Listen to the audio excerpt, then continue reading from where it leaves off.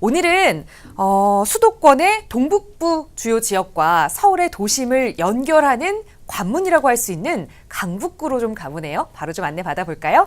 네, 그렇습니다. 강북구가 아무래도 서울의 최상단 쪽에 위치해 있고 또 지역적으로 거주 인구는 상당히 많습니다. 거주 인구는 상당히 많지만 기반 시설에 대한 약간 부족성이 조금 있다 보니까 부동산 가격적인 면에서는 상대적으로 조금 소외된 곳이죠. 이런 부동산적으로 놓고 봤을 때 상대적으로 소외된 지역일수록 투자를 함에 있어서 또는 관심을 가짐에 있어서 그 지역 중심부를 철저히 공략하는 전략이 필요합니다. 그래서 오늘은 그 강북구 중에서 어떤 곳들을 여러분들이 유심히 보셔야 되는지 한번 살펴보는 시간 가져보도록 하겠습니다. 자, 강북구는 전체적으로 이렇게 4개의 생활권으로 나눠져 있다라고 보시면 되겠습니다. 아마 미아 생활권이 여러분들한테 가장 익숙한 생활권에 해당되지 않을까 싶은데요. 미아 생활권이 있고 또 삼각산 지역 생활권이 있고요. 또 수유 생활권도 있고 번동 지역 생활권도 있습니다. 특히나 번동 같은 경우는 이 강북구 중에서도 아파트가 또 많이 밀집된 곳 중에 한 곳이죠. 물론 미아 지역 생활권 같은 경우는 기름 뉴타운과 미아 뉴타운, 즉 강북구 내에서도 비교적 새 아파트들이 많이 밀집되어 있는 곳이고, 이 번동 생활권 같은 경우는 90년대 중반을 전후로 해서 입주한 그런 아파트들이 밀집되어 있는 곳이다라고 지역적인 큰 특성을 우선 살펴보시면 되겠고요.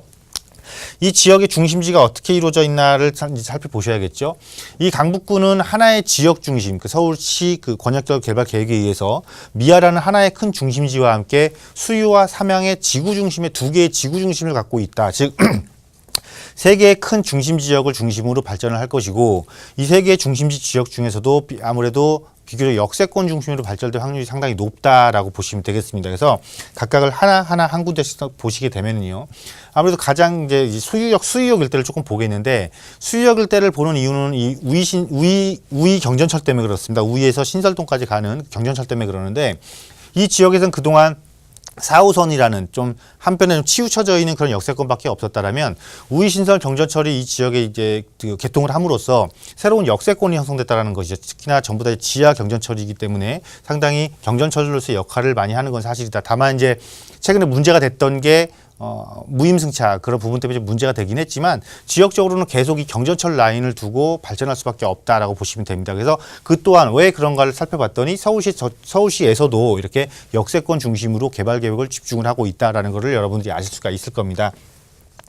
특히나 기존의 4호선 수유 중심을 중심으로 해서 화계역이라든가 가을역 419역, 솔밭공원역 이렇게 있는데, 보시게 되면 각각의 역세권이 특성을 가지고 움직인다라고 보시면 되겠습니다. 특히나 이 중에서도 조금 지역적으로 활발히 먼저 움직임을 보일 수 있는 지역들이 눈에 보이는데, 아무래도 중층 주거환경 조성 및 판매시설 유도라는 이런 솔밭공원역이라든가, 또 수유지구 중심, 그러니까 수유역과 바로 옆에 붙어 있는 화계역 같은 경우도 지구 단위 계획을 수립을 해서 체계적인 개발을 하겠다라는 점들을 여러분들이 유심히 꼼꼼히 살펴보시면 될 것 같다라고 말씀을 드릴 수가 있겠고요.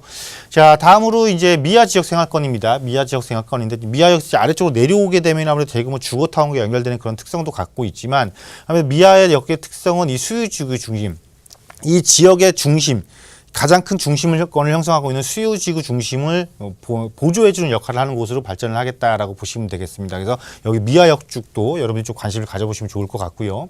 자, 다음으로 이제 삼양사거리역인데, 여러분들 이런 것들을, 이런 정책적으로 볼 때 지구 단위 계획 구역을 확대하겠다, 아니면 이곳에 지구 단위 계획이 수립돼 있다, 이런 것을 보실 때는요, 이 지역에서 가장 먼저 개발하는 곳이 바로 이 지구 단위 계획이 일단 수립돼 있는 곳이 가장 먼저 개발이 된다라고 보시면 되겠습니다. 특히나 이런 강북구처럼 기반시설이 조금 부족하고 지역의 개발 상황이 조금 더딘 지역일수록 이런 지구 단위 계획이 수립된 지역의 역세권 중심으로 고밀 개발이라든가 고층 개발이 이루어지고, 그 주변 지역으로는 대부분 정비 사업들이 이루어지는 경향이 많이 보이는 그 지역적인 특성을 갖고 있기 때문에, 개발의 특성을 갖고 있기 때문에 이런 것들을 여러분들이 유심히 살펴보시고 점검을 하고 계획을 세우신다면, 이런 지역에서도 투자 상품을 얼마든지 선택을 할 수가 있고, 얼마든지 투자 지역으로서도 포함을 시켜도 된다라고 말씀을 드리겠고요. 특히 이러한 지역일수록은 조금 개발되는 속도가 더디고, 타 지역에 비해서 중심권에 비해서 개발의 속도가 더디다 보니까 시간이 상대적으로 오래 걸리게 됩니다. 그럼 시간이 상대적으로 오래 걸리기 때문에 이런 지역일수록 투자의 금액을 상당히 낮추는 그런 전략이 필요하다. 왜냐하면 투자는 시간과 비용이 절대적으로 결합해서 이루어지는 결합해서 수익률을 나타내 주거든요.